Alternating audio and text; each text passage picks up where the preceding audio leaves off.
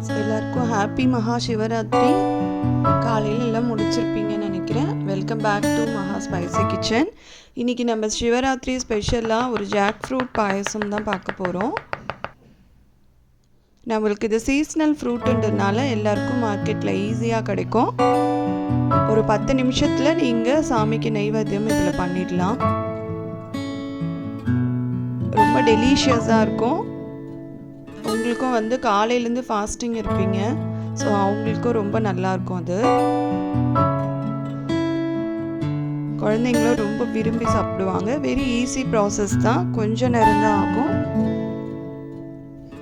Consistency பார்த்தாலே உங்களுக்கு தெரியும், ரொம்ப டெலிஷியஸாக இருக்கும்.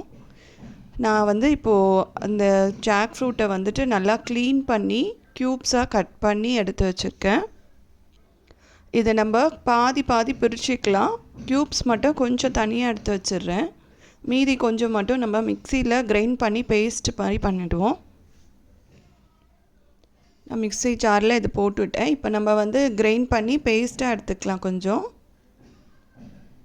இப்போ இதுக்கு என்னென்ன திங்ஸ் தேவைன்றது நான் உங்களுக்கு இன்க்ரீடியன்ஸில் அட்டாச் பண்ணியிருக்கேன்.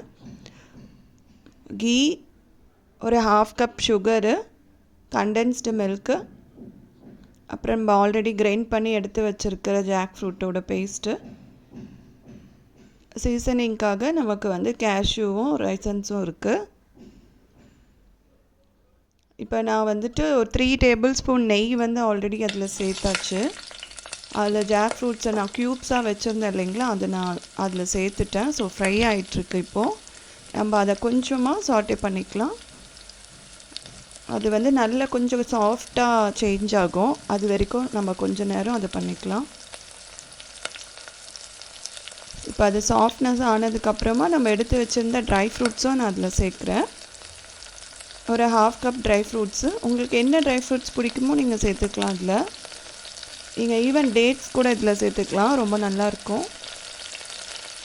டேட்ஸு சேர்த்துக்கலாம். சுகருக்கு பதிலாக நீங்கள் கல்கண்டு சேர்த்துக்கலாம்.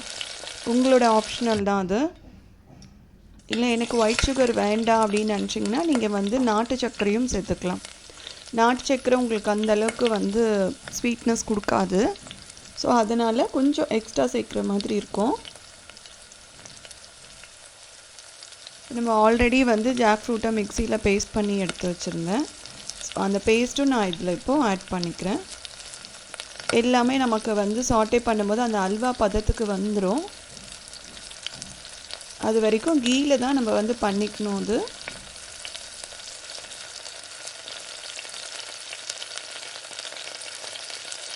நல்லா அந்த நெய்யிலே எல்லா திங்ஸையுமே நல்லா சாட்டே பண்ணிக்கோங்க. இப்போ நம்ம ஒரு 1/2 கப் ஒயிட் சுகர் தான் நான் எடுத்திருக்கேன். ஸோ 1/2 கப் ஒயிட் சுகர் அதில் சேர்த்தாச்சு. எல்லாத்தையும் சேர்த்து கலந்து விட்டுக்கலாம்.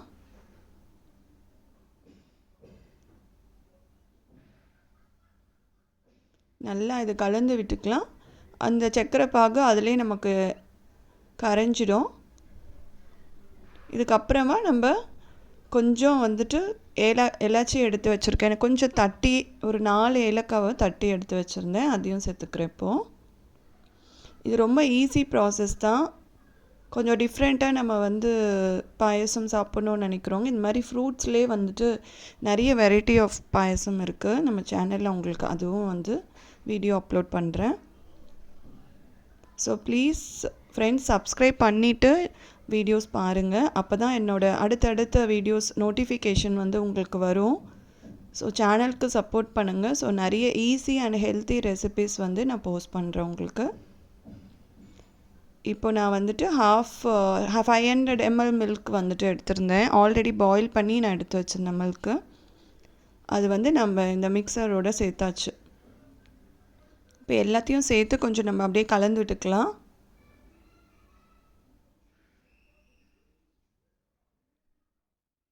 நல்லா மிக்ஸ் பண்ணிக்கோங்க.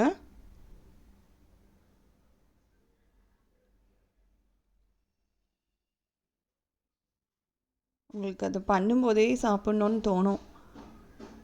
ஆல்ரெடி பண்ணியிருக்கிற பீப்புளுக்கு தெரியும். பட் பிகினர்ஸ் அண்ட் பேச்சுலர்ஸ்க்கெலாம் சட்டுன்னு ஒரு ஸ்வீட் பண்ணணும் அப்படின்னா நீங்கள் இந்த வீடியோ பார்த்து ஃபாலோ பண்ணிக்கலாம். இப்போ இது கூடவே நம்ம என்னென்னா கண்டென்ஸ்டு மில்க் வந்து ஆட் பண்ண போகிறேன். ஒரு 4 to 5 டேபிள் ஸ்பூன் நான் எடுத்துக்கிறேன். கிட்ஸு சாப்பிட்றாங்கன்றதுனால கொஞ்சம் அதிகமாக டெலிஷியஸாக வேணும், அதனால 4 to 5 டேபிள் ஸ்பூன் எடுத்துக்கலாம். இப்போ நான் கண்டென்ஸ்டு மில்க் வந்து இதில் சேர்த்துக்கிறேன்.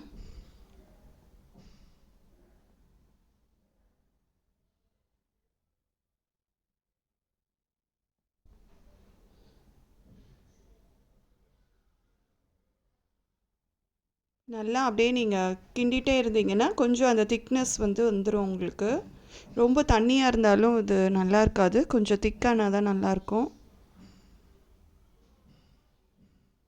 நீங்கள் சண்டே ஸ்பெஷல் பிரியாணிலாம் பண்ணுறீங்க அப்படின்னா உங்களுக்கு சைடு டெசர்ட்டுக்கு வந்து இதை ட்ரை பண்ணுங்கள். பிகாஸ் இப்போ வந்து சீசனல் ஃப்ரூட்டு வந்து இப்போ நமக்கு நிறையவே கிடைக்குது.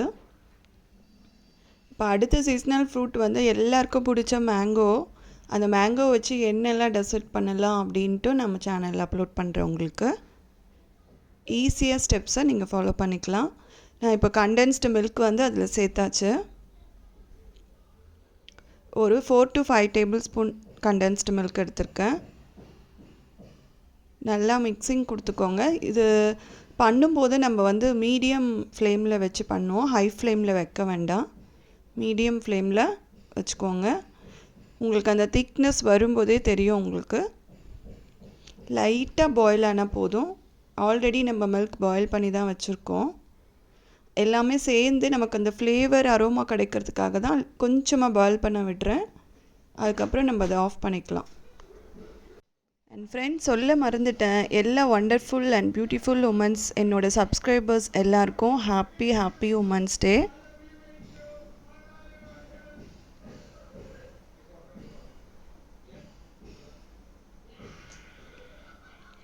இப்போ நான் வந்துட்டு ஆல்ரெடி கொஞ்சம் சேர்த்துருந்தேன். ஸோ இன்னும் ஒரு 2 டேபிள் ஸ்பூன் கண்டென்ஸ் மில்க் இதில் சேர்த்துருக்கேன்.